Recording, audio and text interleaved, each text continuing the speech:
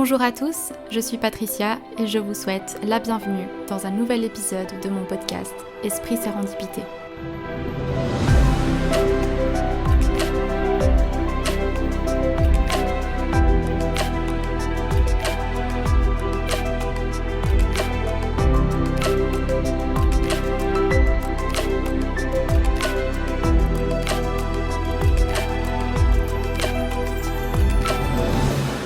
Bonjour à tous et bienvenue pour ce 142e épisode. Aujourd'hui, j'ai le plaisir d'accueillir deux invités, Marie-Ségolène Clément et Nathalie Sanz, autrices du livre Sommeil sacré aux éditions Erol. Et on va plonger dans un sujet qui nous concerne tous, le sommeil, mais pas seulement comme repos physique, mais vraiment, selon nos invités, dormir, c'est vraiment écouter un langage intérieur, un message de notre inconscient qui révèle qui nous sommes vraiment. On va aborder le sujet du sommeil de façon unique et inédite, en explorant ce que nos nuits peuvent révéler de nous-mêmes, comment nos rêves, nos insomnies, nos troubles du sommeil peuvent devenir des messages pour mieux nous connaître et nous aligner. Et donc on a plusieurs questions, j'ai plusieurs questions à poser à nos invités. Vous allez voir, c'est très très intéressant.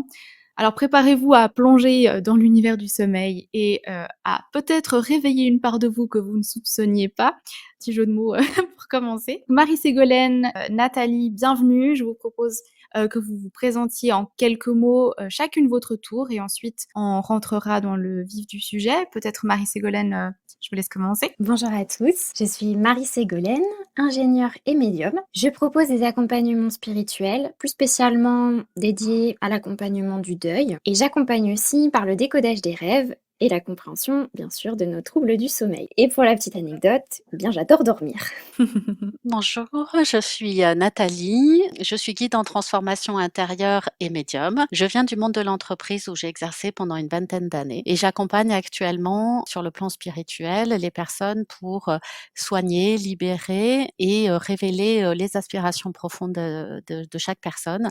Et bien entendu, j'accompagne aussi au niveau du sommeil. J'ai moi-même depuis quelques années quelques troubles du sommeil, donc je connais le parcours et je peux accompagner les personnes dans ce domaine-là. Comme vous le dites dans votre livre, en Occident, on considère qu'on termine sa journée en allant dormir et on le voit un peu comme une sorte de fin, d'arrêt, à tel point qu'on dit un peu dans notre culture que dormir, c'est un peu une perte de temps, c'est pas le moment le plus productif. Et votre approche, elle est très intrigante parce que pour vous, au contraire, le sommeil, il est sacré. Et il dit beaucoup de choses de nous. Du coup, Sommeil sacré, c'est le titre de votre livre. Pourquoi sacré et quel lien faites-vous finalement entre le sommeil et ce côté plus spirituel? Déjà, le sommeil, tout simplement, ça va au-delà d'une fonction régénératrice physique. Le sommeil, ça nous offre l'opportunité d'accéder à des parts de nous-mêmes qui ont justement besoin de ce temps de silence quotidien pour s'exprimer. Le sacré, là, c'est plus ce qui nous connecte avec le spirituel, en fait, cette recherche de sens et de vie intérieure qui nous anime quand même pour la plupart d'entre nous. Pourquoi sommeil sacré? Peut-être pour se rappeler que notre sommeil touche notre intimité, notre cœur de fonctionnement vraiment le plus interne, qu'il ouvre la porte à plus grand que nous, à notre inconscient, à notre esprit, à notre âme, que pour ces parts, il y a un temps d'expression plus propice qui est plutôt nocturne, parce que la vie ne s'arrête pas quand on dort. Effectivement, la vie ne s'arrête pas quand on dort, c'est une continuité. C'est ce que nous, on a constaté et c'est ce qu'on a envie de partager, c'est de se reconnecter à cette part du sommeil, de la nuit, parce qu'il se passe effectivement plein de choses. Ça se reconnecte à une profondeur et ça nous permet d'explorer un champ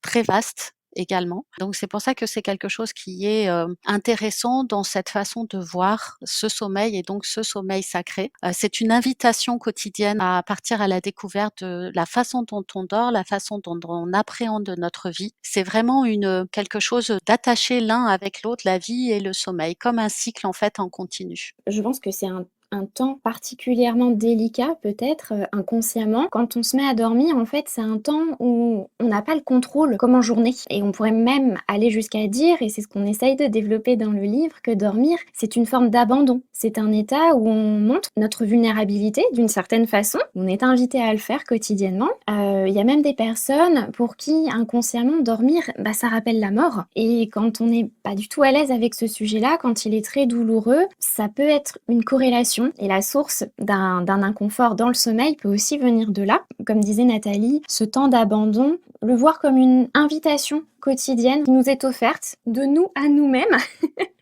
Et ce livre, je pense qu'on peut dire qu'on souhaitait vraiment redonner ces lettres de noblesse au sommeil afin qu'il puisse reprendre une autre place dans notre vie. C'est une place importante, c'est une juste place pour nous et c'est important d'aller explorer, de découvrir, d'observer et d'y mettre du sens dans cette part-là parce que c'est révélateur en fait de notre nature. Pas simplement de ce que l'on vit en journée, en éveil, mais aussi dans cette part-là de nous-mêmes. Moi, j'aime bien cette idée-là de révélateur de notre nature en fait. Votre approche, elle est tellement différente de, vous savez, ces experts du sommeil qu'on croise tout le temps. Avec votre approche, maintenant, aujourd'hui que vous avez écrit ce livre, qu'est-ce que vous pensez de ces conseils d'experts? Est-ce que, avec votre vision à vous, vous trouvez que c'est toujours, enfin, ils sont toujours justes, toujours bons à prendre? Alors, tous les conseils, sont justes à partir du moment où ils résonnent pour nous-mêmes. C'est-à-dire qu'on est unique. Chacun est différent de ce qu'on vit en journée, mais la nuit aussi. On a une unicité, une individualité et c'est important de regarder les conseils qui sont tout à fait, pertinents et parfois scientifiques, il y a aucun problème là-dessus.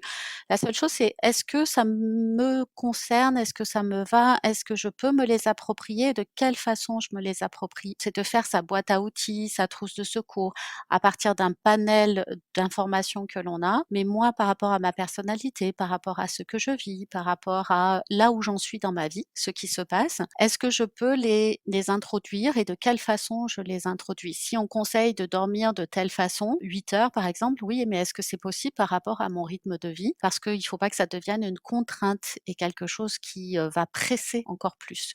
Donc c'est important d'avoir tous ces conseils parce qu'ils sont tout à fait, pertinents, logiques. C'est important vraiment d'insister sur le fait, est-ce que ça résonne? Est-ce que c'est quelque chose qui est à l'intérieur de mon cœur, à l'intérieur de moi, il y a une vibration et je sens que c'est juste pour moi? Alors à ce moment-là, oui, je peux les appliquer. Dans le livre, on va même un petit peu plus loin en invitant les personnes à se demander si finalement certains conseils, qu'ils soient scientifiques ou qu'ils soient juste du bon sens ou voilà, certains de nos proches vont nous dire: «Ah, j'ai vécu la même chose que toi comme problème du sommeil» ou «Pour bien dormir, je fais ça et ça, tu devrais essayer». C'est tout à fait bienveillant. Je pense que ce qu'on veut dire avec le côté résonance et là où on veut aller plus loin, c'est que si tous ces conseils, en fait, ils nous rajoutent du stress, ils nous rajoutent des injonctions, en fait, ils nous rajoutent encore finalement des choses à faire et les journées, 24 heures, elles sont déjà bien remplies. Si arrivé aux portes du sommeil, eh bien, on se dit qu'il faut encore rajouter des choses à notre to-do list pour bien dormir ou pour réussir à dormir ou alors, parce que notre sommeil, on le considère finalement à cause de ces pressions et ces injonctions comme un énième problème à régler. Malheureusement, là, on passe à côté de l'invitation. Si ça va pas dans nos vies, si ça nous correspond pas, encore une fois, nous sommes des êtres uniques, nous avons des vies complètement différentes. À l'intérieur de ces vies, nous avons même des journées très différentes les unes des autres. Si on est en vacances, si on est en plein, rush, au boulot, si on est avec les enfants, sans les enfants. Comme le sommeil, ce qu'on propose, c'est que ce soit une vision où, c'est la continuité de notre vie en journée. Si nos journées sont différentes, si nos vies sont différentes, eh bien nos nuits, il est normal qu'elles soient différentes d'une nuit à l'autre ou d'une période à l'autre de notre vie et déjà normaliser ça, ça permet de relâcher beaucoup de pression. Et de se dire aussi que nos perceptions, nos ressentis sont vraiment différents parce qu'ils sont propres à nous-mêmes. Nos sens à nous, on a tous les mêmes sens, le toucher, l'odorat, etc. Par contre, la perception, le ressenti est complètement différent. Et il faut partir de là. On part de ça et on regarde les conseils et on prend ce qui fonctionne et ce qui va nous aider, non pas à dormir absolument, mais à mieux accueillir le sommeil avec ses différences, ses altérations, ses modifications, ses changements. Exactement comme la journée, quand on se lève le matin, on regarde le ciel, ah bah, j'avais prévu telle chose, mais il fait pas beau. Eh bien, on va modifier peut-être notre journée en fonction d'eux. Et là, ça va être la même chose aussi pour la nuit. On peut pas se dire, allez hop, je me couche à 9 heures et absolument, je dois dormir 8 heures. Ça va dépendre de beaucoup de paramètres et notamment de nos perceptions, de nos sensations et de ce que nos sens vont nous dire aussi à ce moment-là. Finalement, ça nous permet de quitter un petit peu cette croyance qu'on a tous, hein, parce que ce serait bien pratique quand on se dit: «Ah bah, doit y avoir une solution, la bonne, un peu comme une formule magique, et ça va marcher dans toutes les situations et pour tout le monde. Et finalement, on met plus son énergie dans cette quête du Graal plutôt que se dire, bah en fait, oui, ça va me demander un peu plus d'efforts, mais l'idée c'est plutôt de travailler à la connaissance de moi et de créer ce qui me va à moi. Voilà, et ça va même changer. Peut-être que pendant des années, je vais réussir à trouver le petit mélange d'ingrédients qui me va bien, et puis hop, j'avance en âge. Par exemple, il y a la grossesse, ou il y a la ménopause, où je change de rythme de vie. Et là, on se dit, mince, ce qui marchait depuis des années, ça marche plus. Et tout de suite, on va retomber peut-être dans le côté, ah, mon sommeil est devenu un problème, ou est redevenu un problème. Pourquoi ça marche plus? Bah, c'est pas grave, on réajuste les ingrédients, on en modifie certains, et encore une fois, tout part d'une connaissance de soi. Et finalement, c'est peut-être ça la petite surprise, le petit côté inattendu avec le livre Sommeil sacré, c'est qu'on peut partir à la connaissance de soi en dormant. Vous parlez que notre potentiel et nos aspirations sont à notre portée, durant notre sommeil, comme si dans notre lit, la nuit quand on dort, bah, le sommeil nous révélait des choses sur nous, forces cachées par exemple, et c'est un peu comme si le sommeil avait un langage à lui seul et que c'était à nous de le décoder et de le comprendre. D'ailleurs vous le dites, vous parlez de décoder le langage du sommeil. De quoi parle-t-on et comment comprendre les messages que notre sommeil nous envoie? Alors le sommeil, effectivement, il a des informations à nous transmettre parce que toute la journée, on récolte des informations, des données à travers nos sens, mais aussi notre sixième sens ou autre chose. On a plein de capteurs sensoriels, en fait. Notre corps est capable de retenir le degré de température, etc. Mais plein d'autres choses très, très subtiles. Et toutes ces informations, eh bien, le sommeil va vouloir nous les transmettre, soit pour remettre de l'ordre, pour quelque chose qu'on n'a pas forcément compris, intégré dans notre journée, soit parce que, on a une évolution, pas forcément spirituelle, mais on a une évolution, hein. On grandit au fur et à mesure, on apprend des choses et ce sommeil, pour transmettre ces informations, comme on n'a pas le mental, il passe par une forme de langage et cette forme de langage, il nous appartient en propre et pour ça, on a besoin de le décoder et pour le décoder, c'est comprendre, encore une fois, observer, comprendre pour pouvoir, bah, quel est mon langage du sommeil ou bah, quel est plutôt le langage de mon sommeil? Qu'est-ce qu'il veut me dire pour que je puisse, progresser, pour que je puisse, avancer, pour que je puisse avoir des éclaircissements sur, quelque chose qui s'est passé dans ma journée ou peut-être la veille et que j'ai pas forcément compris, intégré et dont j'ai besoin. Donc c'est comme une remontée d'informations et ce langage est particulier, d'une part puisqu'on est chacun dans une individualité, mais aussi il a sa propre structure. Cette notion et ce livre, on l'a voulu comme un petit manuel d'exploration pour aider à l'observation, pour nous aider en toute autonomie à pouvoir savoir quoi observer. Et quand on sait quoi observer, bah déjà on a fait une grosse partie du travail de décodage.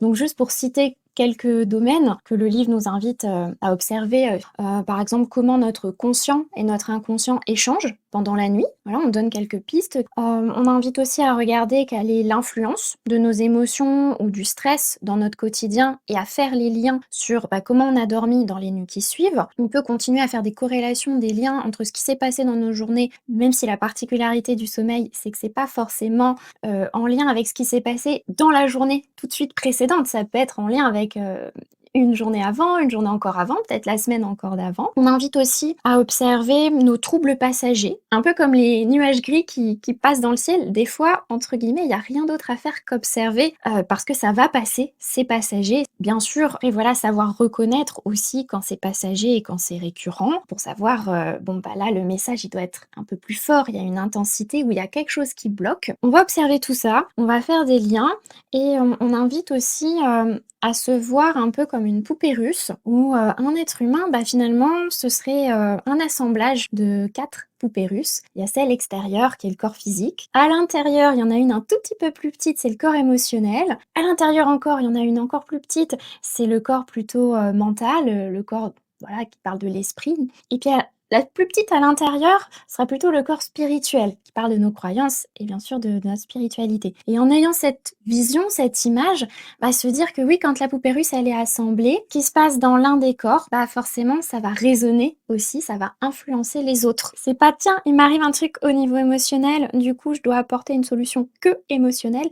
Non, c'est comprendre qu'il y a des liens avec ces 4 domaines. Voilà, et si déjà on peut manier ça, on peut s'entraîner sur cette vision, on arrive à faire plein de découvertes sur soi. en Mmh. toute autonomie.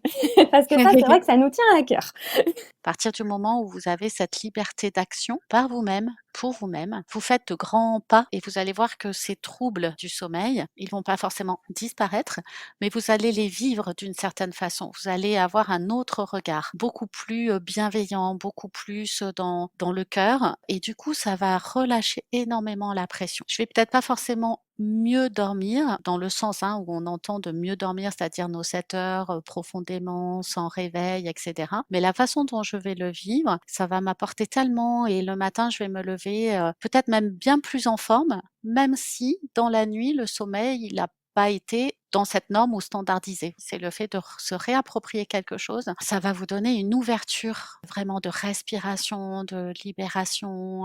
Les pièces du puzzle vont s'assembler au fur et à mesure parce que ça peut prendre un certain temps pour que ça se régule, mais c'est à la hauteur aussi de ce que l'on vit dans l'ensemble de nos corps. Et si le corps physique va bien, oui, mais le corps émotionnel, lui, il est encore en déséquilibre, eh bien, on laisse le temps faire pour que chacun se mette en résonance, en bonne résonance.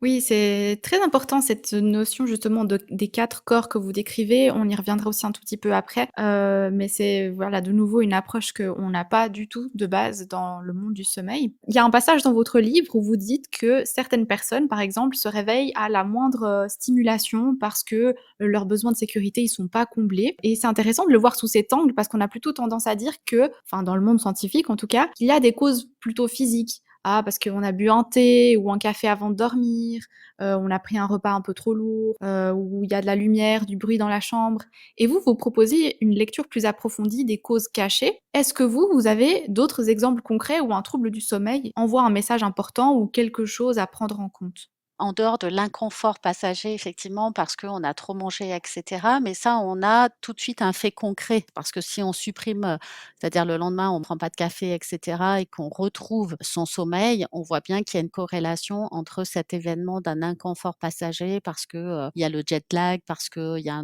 un repas, parce qu'il y a un enfin un fait concret et une corrélation avec le trouble passager. Pour donner un témoignage, c'est qu'il y a quelques années, j'ai été en hypervigilance pendant plusieurs semaines. Hypervigilance, c'est-à-dire que tous mes sens, comme je suis ultra sensible, médium, tous mes sens étaient en alerte. Donc même le toucher du drap sur un doigt était gênant pour moi. C'est-à-dire que j'étais, tout de suite en vigilance, un bruit, une lumière, quelque chose et donc je passais mes nuits à faire ce que j'appelle la chouette, c'est-à-dire je dors sans dormir. Tout était en alerte, que ça soit la chaleur, que ça soit un bruit, la lumière, bref, comme si j'avais un radar qui scannait en permanence. Et effectivement, le corps physique, mais aussi les émotions, le mental, tout y passait, hein. Alors là, c'était complet. À un moment donné, au lieu de bouger sans arrêt, au lieu de m'agacer de quelque chose qui frottait juste un bout de ma peau, je me suis posée et là, mon corps s'est comme, affaissé autour de mon squelette et j'ai pris conscience qu'il était en état de stress et de saturation surtout important et que dans la journée, j'étais trop multiactive. Je faisais beaucoup, beaucoup de choses et je m'arrêtais pas suffisamment et cette nuit, ces nuits-là passées dans cette hypervigilance, c'était pour me montrer cette saturation de ma journée qui s'exprimait de cette manière-là la nuit. Et à partir du moment où j'ai mis en corrélation et j'ai eu le déclic, eh bien, ça s'est complètement apaisé. Et bien évidemment, j'ai modifié des choses dans ma journée. Mmh mh. Donc là, c'est la mise en lien entre, ce qui se passait dans ma journée, mais voyez, il m'a fallu quelques semaines pour arriver effectivement à observer, à entendre que, peut-être que quelque chose que je voulais pas voir, que j'étais trop active dans la journée, qu'il me fallait ralentir, en tout cas procéder différemment dans ma journée. C'est vrai que c'est un peu, au final, une sorte de moment où on peut avoir des révélations. En effet, vous le dites dans le livre, révélations sur, les dysfonctionnements de la journée ou les choses à réajuster qui ne sont pas bien, puis qu'en fait, on est tellement actif dans la journée, on se rend pas compte et quand on dort, notre esprit, il est censé être justement plus tranquille, moins stimulé et c'est là qu'en fait, il y a plein de choses qui ressortent et qu'on se dit: «Ah ouais» et puis quand on connaît, quand on sait qu'il peut y avoir ce genre de choses qui s'activent et ben, on peut les observer différemment et en prendre conscience, connaissance et puis, à ce moment-là, voir s'il y a quelque chose à changer. Une autre possibilité que nous offre, notre sommeil pour justement faire beaucoup de libération, quelque chose qui a pas forcément bonne réputation, mais qui, moi, je trouve est tellement utile, c'est le cauchemar et je dis souvent, aux personnes que j'accompagne, quand elles me disent: «Oh là là, je fais des cauchemars, vraiment c'est gênant», je dis: «Mais c'est chouette, c'est une très bonne nouvelle que vous fassiez des cauchemars parce que ça veut dire que votre système, finalement votre petit logiciel interne pour évacuer, pour décharger beaucoup, beaucoup d'émotions, il fonctionne». Et faire un bon cauchemar, finalement, ça doit être aussi, utile et efficace que d'aller faire un bon footing ou de taper dans un sac de sable à la boxe. Faire des bons cauchemars, oui, c'est inconfortable, ça perturbe notre nuit, mais si on pouvait se réveiller en se disant: «Tiens, cette nuit, j'ai fait un bon cauchemar», avec un soulagement. Profiter, en fait, du soulagement et du nettoyage que ça peut faire en nous, parce que c'est aussi l'utilité du cauchemar, hein, c'est nettoyer, faire place nette. Une partie de nous va s'autoriser pendant la nuit à, exprimer sans limite, sans se réfréner, certaines émotions, certaines réactions qu'on ne s'est pas autorisées en journée. Parce que socialement, ce serait pas possible, parce que, on n'a peut-être pas osé, parce que, les mots nous sont pas venus ou parce que, on a dû ravaler nos émotions et pour évacuer tout ça, on a le cauchemar. Bien sûr, quand le cauchemar est récurrent, là, encore une fois, c'est une invitation à aller un petit peu plus loin. Il y a peut-être un petit traumatisme, caché quelque part dans un coin de notre inconscient qui tape à la porte et qui nous dit: J'aimerais bien revenir à la surface, j'aimerais bien qu'on s'en occupe». Mais sinon, on va dire plus sur l'exemple du cauchemar passager, si on pouvait se réveiller, en se disant: «Chouette, j'ai vraiment travaillé pour moi-même, j'ai fait ma petite thérapie en toute autonomie cette nuit et j'ai tout déchargé». Oui, c'est vrai que j'ai rêvé que je criais fort, très, très fort sur cette personne, ou j'ai rêvé que j'étais poursuivie. Qu'est-ce qui s'est passé récemment? Qu'est-ce que j'ai sacrifié dans mon expression, dans mes actes? Et le cauchemar m'a permis de le faire d'une certaine manière, ou du moins de me dire ce que je me suis retenue de faire ou de vivre. Et pour continuer là-dessus et reprendre la notion, de d'activité dans la journée qui peut, découler effectivement de la vigilance ou un trouble après, la nuit. C'est aussi ce sommeil-là sacré nous invite aussi du coup à mieux observer nos journées et à aussi avoir un temps, avoir un espace de liberté dans nos journées pour, observer mais aussi se délester de certaines choses. Parce que la flânerie, la contemplation, la méditation, l'ennui, la sieste, tout ça, ce sont des éléments qui nous permettent justement de remettre du sens, remettre de l'équilibre dans un chaos. Et si on arrive déjà dans nos journées à prendre, moi je dis des fois à des patients, mais prenez rendez-vous avec vous-même. Ah ouais, mais je peux pas, j'ai mon agenda chargé. Oui, mais justement dans votre agenda de la semaine prochaine ou du mois suivant, mais incluez vos rendez-vous avec vous-même pour aller, vous mettre un moment, voilà, au soleil, sur une terrasse d'un café ou juste là, simplement avec vous-même. Ça va vous permettre de revenir à des équilibres régulièrement dans votre journée. Vous allez voir que votre sommeil vous remerciera aussi. Mmh. C'est très important et c'est vrai qu'aujourd'hui, en fait, si on le fixe pas dans l'agenda, c'est comme si c'était pas important donc on passe à côté et c'est clairement un très bon conseil pour cette notion de cauchemar aussi. Ça exactement, ce que vous disiez Marie-Ségolène, c'est vraiment une sorte de thérapie ou je sais plus si c'était Nathalie, mais vraiment une thérapie quoi, qu'on se fait nous-mêmes, c'est incroyable. On entend beaucoup de gens dire, «Comment ça va? Ah, bah, j'ai mal dormi», mais on n'ose pas forcément le dire ou alors on le dit de cette manière-là, et de dire, «Oui, bon, OK, j'ai pas passé une nuit fantastique. Est-ce que tu as bien dormi?» C'est souvent des questions qu'on pose, hein. «Est-ce que tu as bien dormi?» On n'ose pas forcément dire: «Bah, non, j'ai pas bien dormi». «Ah bon, mais pourquoi?» Et le fait de dédramatiser et de déculpabiliser, ça ouvre aussi un autre champ. Je pense que c'est 2 notions importantes, la culpabilité, de se dire, «OK, et dans notre vie», comme tu avais dit Marie-Ségolène, c'est qu'il se passe plein, plein de choses, que ça soit un déménagement, que ça soit une rupture, que ça soit simplement, un changement de temps, tout ça peut effectivement amener des petits déséquilibres ou des grands déséquilibres, mais qui finissent toujours par se résorber. C'est l'impermanence, hein, des états.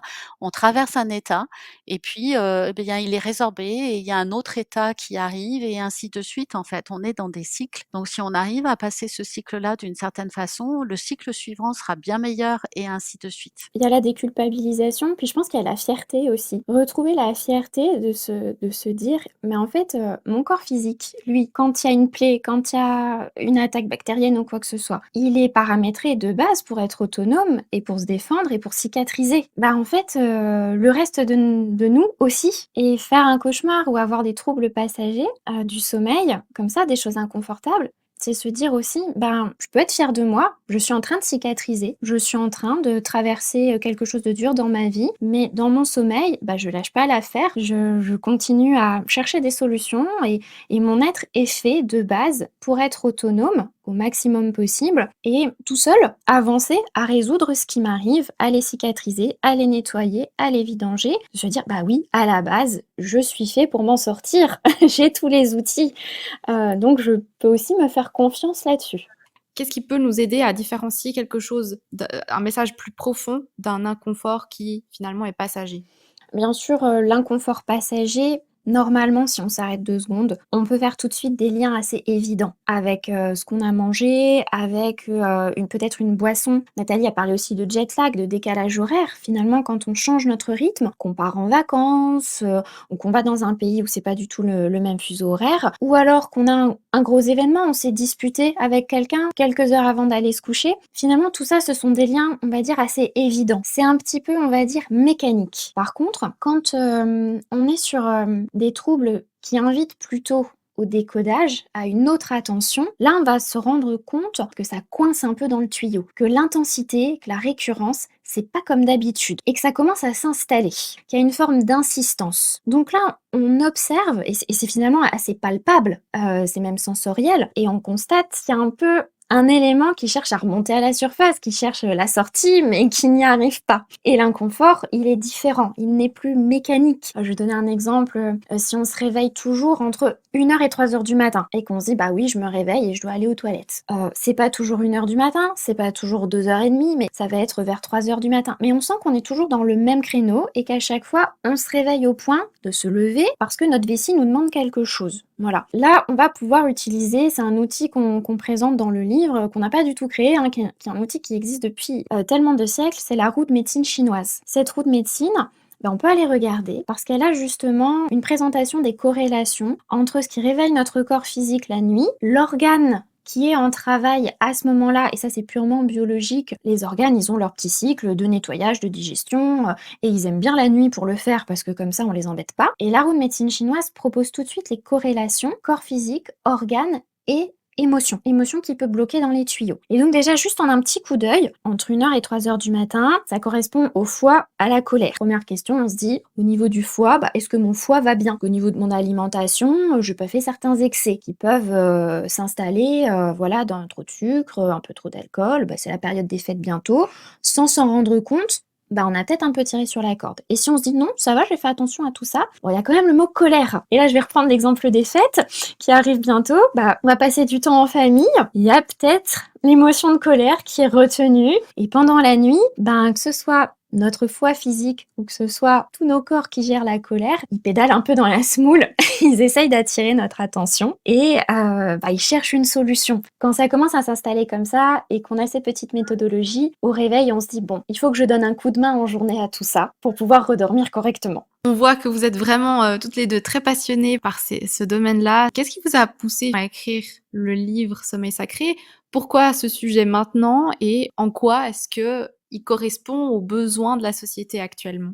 Par rapport à mon expérience de vie, c'est que quand j'étais bébé, je pleurais beaucoup. Je ne dormais pas et mes parents avaient la solution, c'est de me promener en voiture pour que j'arrête de pleurer. Et ça a duré longtemps jusqu'à un moment donné, c'est qu'un ami qui rendait visite, est rentré dans la chambre, j'étais vraiment nourrisson et a, crié vraiment très fort: «Tais-toi». Et à partir de ce moment-là, jusqu'à il y a quelques années, je dormais et je me couchais même avant les autres en famille parce que j'avais cet impératif, c'était resté marqué, hein, donc hein, «Allez, va te coucher, il faut que tu dormes et que tu dormes, tant d'heures». Donc je me suis jamais posé de questions par rapport au sommeil, jusqu'à il y a quelques années où j'ai commencé à avoir ces fameux troubles parce que j'ai une évolution spirituelle qui fait que du coup, il y a cet espace de liberté qui s'est ouvert la nuit. Une partie de moi a voulu s'exprimer de cette manière-là aussi, à travers la nuit, à travers des rêves, à travers des troubles, ou je dirais plutôt des altérations du sommeil, qui m'ont apporté énormément de compréhension par rapport à ma vie et par rapport à mon évolution. Et je m'étais jamais posé la question jusqu'à un moment donné où, comme dit Marie Ségolène, c'est venu frapper à ma porte dans un autre langage, autrement, pour que je puisse m'en saisir et évoluer.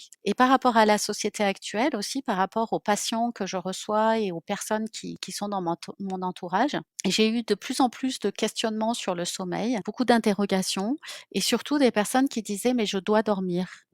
Si je ne dors pas, je vais pas pouvoir assurer mes journées», et en fait, ça a commencé à m'interpeller. Les études récentes montrent qu'on a perdu 1h30 de sommeil. 1h30, c'est quand même beaucoup. Alors comme on dit, on n'est pas obligé de dormir 8 heures tout le monde, hein. C'est quelque chose qui a un impact parce que du coup, ça stresse le corps physique, ça stresse aussi au niveau des émotions, du mental. Mais en tout cas, la société actuelle, elle est tellement dans la surconsommation, dans l'activité qu'on reste éveillé de plus en plus tard. Quand, j'ai des patients qui me disent: «Bah, je me couche à 11 heures, minuit, 1 heure, 2 heures». Pourquoi? Bah, parce qu'il y a tellement de choses à faire ou je me crée des choses à faire. C'est tellement de pertes, non seulement de temps, mais aussi, de connaissance de soi, parce qu'on réduit cet espace-là.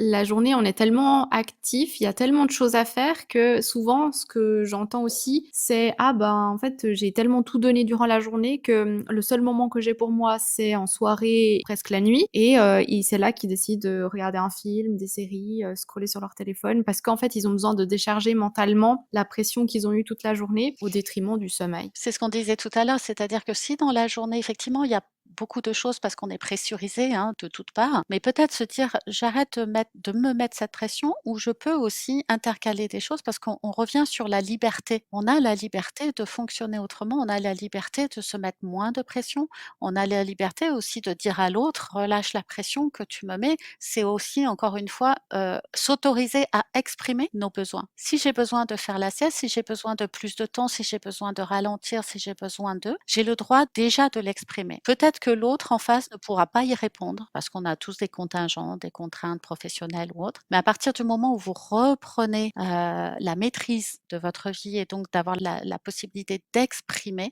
vous allez voir que vous allez être beaucoup plus soulagé aussi pour les nuits et parce que vous allez libérer des émotions, vous allez libérer aussi des parts du mental qui est trop actif. Ça me fait penser au mot jugement, le jugement de notre société sur le sommeil. Encore une fois, on l'a dit, voilà, qui standardise, qui normalise et qui imprègne, qui influence aussi notre entourage, qui va commencer peut-être à, et là ça a été mon cas, à, à dire tu dors pas comme il faut. J'ai toujours aimé dormir. Quand j'étais toute petite, bah, je pense que mes parents étaient très contents. Par contre, passé un certain âge, bah là, ils l'étaient un petit peu moins. Parce que, bah, c'était plus dur de me réveiller et forcément, bah, il y a l'école, il y a le rythme de la vie de famille et c'est vrai que rapidement, je me suis entendue penser: «Oui, mais moi, quand je dors, c'est mon truc. Je fais plein de choses, je vis plein de choses et entre guillemets, j'embête personne». Et c'est vrai que moi, je suis dans une famille de personnes qui sont très, très dynamiques, qui se lèvent très tôt, qui font beaucoup de choses et forcément, ça détonnait un petit peu. Moi, j'avais du mal à suivre aussi. Ça a toujours été un sujet tacitement inconfortable. Il y a une différence qui, était tolérée, mais alors heureusement, il y a quand même des membres de ma famille qui aiment bien faire la sieste, tout ça, donc on en parlait. Il y avait quand même ce petit côté, inconfort parce que c'est pas tout à fait dans la norme. Je mets juste un petit pied dans le domaine de la médiumnité. Il se trouve que certaines formes de médiumnité, dont celle que j'ai, en fait, s'expriment énormément la nuit et on peut faire plein de choses pour soi et pour les autres pendant la nuit. Donc soit éveillé, soit en état de conscience modifiée, soit carrément en dormant par le rêve ou par certaines projections. Et ça veut dire que oui, concrètement, même si j'aime pas trop ce mot, je peux travailler en dormant. Ça aussi, c'est une nouvelle vision. C'est un luxe là, clairement. Justement, d'ailleurs, tout au long du livre, on découvre des encarts secrets de médiums. Bah, vous êtes toutes les 2 médiums. En quoi vos parcours, ils ont influencé ce livre? La médiumnité, on en parle dans le livre, mais c'est pas du tout quelque chose qu'on rabâche, hein, ou quoi que ce soit. Comme tu le disais, Patricia, ce sont des encarts qui invitent à la curiosité. Pour les personnes que ça intéresse déjà, ça leur permettra d'apprendre des choses, mais pour les personnes qui sont dans un état de curiosité, ça permet de jeter un œil dans le sujet. Pour la médiumnité, ce que ça a influencé dans mon sommeil, c'est justement que depuis toute petite, pour moi, dormir, c'était l'ouverture vraiment d'une porte vers mon monde à moi où je peux justement développer des parts de ma personnalité en toute liberté. Elles peuvent prendre une expression créative à la base à mon propre service et En avançant en âge, ça m'a permis de décider aussi de le mettre au service des autres. Donc encore une fois, on était sur, cet espace de liberté, un peu ce jardin secret. Et pour moi, la médiumnité, elle a une place, très importante dans la journée. Elle a toujours été depuis je suis née avec, hein, donc c'est quelque chose qui a occupé un espace et qui occupe encore un espace en journée, en continu. Et c'est vrai que peut-être que même s'il y a eu cette injonction, de dormir, c'était peut-être une préservation. Vous voyez, ce sommeil, où je dormais, hein, où il fallait que je dorme, imposé. Je le considérais peut-être comme quelque chose, un espace de préservation où il se passait rien, une sorte de bulle, parce que la journée était déjà tellement, connectée, tellement branchée, il se passait déjà tellement de choses, puisque j'accompagne depuis longtemps les personnes et donc c'était peut-être un petit espace, un peu préservé, protégé, ce sommeil et puis en fait, sinon c'est venu frapper à la porte avec ses troubles. Ça me permet vraiment d'aller chercher d'autres ressources pour moi-même et donc du coup pour les autres, pour les apporter. Parce que je suis arrivée à un stade dans la journée où je sais faire maintenant, je sais maîtriser, je sais, gérer un petit peu tout ça. Mais la nuit, tiens, il se passe autre chose différemment et ça me permet aussi de développer d'autres facultés, de les approfondir. On va dire un peu comme si, je descendais dans les abysses de l'océan et de le ramener en surface la journée pour que ça puisse servir à moi-même et aux autres. Et c'est pour ça que ces petits secrets de médium aussi là qu'on a égrenés tout au long du livre, c'est aussi parler de nous, ce que l'on vit en tant que médium. Parce que parfois quand on parle des médiums, on voit que la surface, c'est-à-dire, ce que l'on va transmettre, hein, en tant que médium, la canalisation et cetera, mais pas ce que l'on vit, nous, en tant que médium aussi, et que ça peut être des fois pas facile, pas simple et que ça peut, jouer sur, notre vie comme notre nuit aussi. Mmh.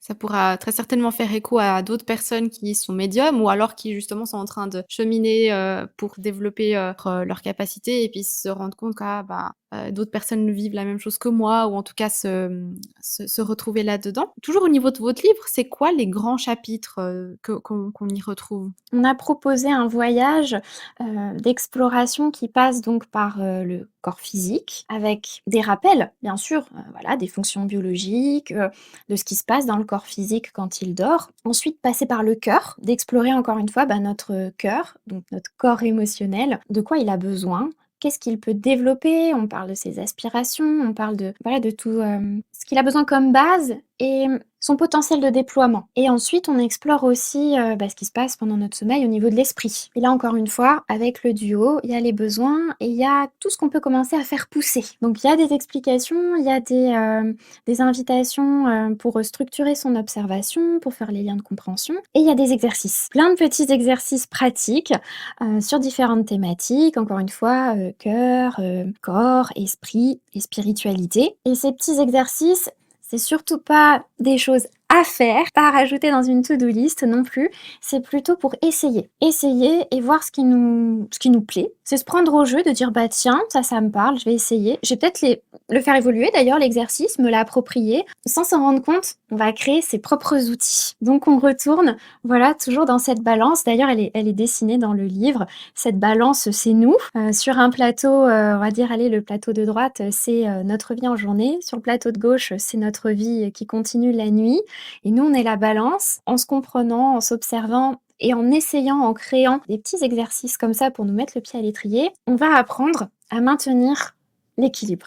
Dernière partie du livre, une fois qu'on a exploré tout ça, on a essayé d'ouvrir la porte justement au sommeil sacré. Le côté un peu, bon, si vous en êtes arrivé jusqu'à ce point du livre, maintenant vous êtes prêt à aller plus loin et à oser voir votre sommeil comme un chemin d'éveil. Ouais, super ces petits exercices tout du long du livre, on peut même y revenir, enfin je trouve que c'est un livre on peut lire un coup et puis ensuite, on le garde dans sa bibliothèque et puis ensuite: «Ah je sais que dans ce livre il y avait, tel ou tel exercice» et cetera. Puis vu que le sommeil évolue tout au long de notre vie, ça peut être tout à fait quelque chose qu'on revient dessus pour, comprendre d'autres choses. Aussi durant la lecture du livre, on découvre à plusieurs reprises des histoires personnelles que vous partagez sur votre sommeil aussi, ou justement votre médiumnité. Est-ce qu'il y a une nuit qui vous a particulièrement marqué parce que, Elle vous a montré quelque chose d'important sur votre corps ou votre esprit? On en a parlé un peu en amont, on a essayé de de trouver des choses aussi qu'on ne dit pas forcément dans le livre, pour que via ce moment d'échange que tu nous proposes, Patricia, on puisse, vous livrer d'autres choses encore. Et Nathalie en a un très chouette. J'en ai plusieurs parce qu'en fait, il se passe beaucoup de choses, dans ces nuits-là, depuis quelques années. Alors il y en a un récent, c'est que là, j'étais en Inde et j'ai confié mes chats à une personne, voilà, qui s'en est occupée et qui m'a pas donné beaucoup de nouvelles à part une photo où je voyais mon chat qui était parce qu'on est très connectés avec un de mes chats, qui était pas bien du tout et bon, voilà, je me suis dit: «Bon», j'ai essayé de pas culpabiliser, mais une semaine après, j'ai fait un drôle de rêve, très, très particulier et à la fin, j'ouvrais une grande baie vitrée et j'appelais, mon chat qui s'appelle le chat et qui me répondait pas et ça m'a réveillée en sursaut en me disant: «Bon, peut-être qu'il est temps que je rentre». Effectivement, j'avais prévu de rentrer, 15 jours après. C'est une petite histoire, mais ce lien particulier que j'ai avec cet animal, même s'il était d'accord pour que je le laisse, quelque temps avec la personne, ça m'a finalement travaillé quelque temps après pour me dire: «Bon, là, il est en manque, moi, je suis en manque aussi». Ça peut paraître, peut-être anodin ou simple, mais voyez, c'est ressorti sur une autre chose. Voilà, ça, c'était rigolo parce que du coup, je me suis dit: «Ah oui, même si tu avais mis ça de côté, une semaine après, c'est ressorti dans ton rêve, où tu appelles ton chat et il te répond pas, bon d'accord, il doit faire la tête». Effectivement, il faisait un peu la tête. Donc voilà, ça, c'était amusant. Après, j'ai d'autres rêves qui ont nécessité effectivement du décodage, qui étaient, très explicatifs, très oui, explicatifs sur une période de ma vie, là, il y a quelques mois et qui m'a donné vraiment des clés de compréhension pour, ma posture, mon comportement dans certains types de relations et vraiment ça, c'est, quelque chose qui était très marquant. Donc c'est des rêves particuliers comme des films avec une scénographie particulière, des messages à aller chercher, on parlait de langage, hein, donc avec un langage un peu particulier, un assemblage de différentes, choses historiques de ma vie qui se sont assemblées et qui m'ont permis de mettre bout à bout, finalement, là où j'en étais et ce que j'avais à modifier. Il était temps pour moi, j'avais guéri un certain nombre de choses, j'avais compris un certain nombre de choses, mais il me manquait une ou 2 pièces du puzzle et grâce à ces rêves un peu récurrents, mais très particuliers, j'ai pu, avancer et modifier, ma posture, ma façon de m'exprimer avec différentes personnes dans différentes relations pour pouvoir, encore une fois, me libérer d'un certain passé, de certaines choses et avancer. Vous venez d'écouter la première partie de l'épisode sur les pouvoirs cachés de votre sommeil. Il y a tant de choses encore à dire sur ce qui se passe quand on dort que vous aurez droit à une partie 2 dimanche prochain. Avant de vous laisser, j'ai une très bonne nouvelle. Nous avons un exemplaire de Sommeil Sacré à vous faire gagner. Pour participer, il suffit de laisser un commentaire sur YouTube à propos de votre sommeil. Ça peut être n'importe quoi. Me dire que vous aimez bien dormir ou bien si vous décodez vos rêves, si vous faites des cauchemars. Donc si vous l'écoutez sur Spotify ou une autre plateforme, si vous voulez participer au concours, je vous invite à venir laisser un petit commentaire sous l'épisode pour que je prenne en compte votre participation sur YouTube. Si vous voulez doubler vos chances de gagner, le concours sera également ouvert sur Instagram. Alors si vous me suivez sur cette plateforme, vous pourrez y participer également. Le tirage au sort se fera le samedi 20 décembre et le ou la gagnante sera annoncée dans le prochain épisode, donc la partie 2 qui sortira dimanche prochain. Donc ne le ratez surtout pas pour savoir si vous avez gagné. On y parlera de ce qui se passe dans notre inconscient quand on dort, des exercices à mettre en place pour passer des nuits qui servent votre évolution, et bien d'autres choses encore. Si cet épisode vous a plu, n'hésitez pas à le partager, c'est ce qui aide le podcast à continuer de grandir. N'oubliez pas de participer au concours en laissant un petit commentaire et on se retrouve la semaine prochaine pour la partie 2. D'ici là, prenez soin de vous et à bientôt.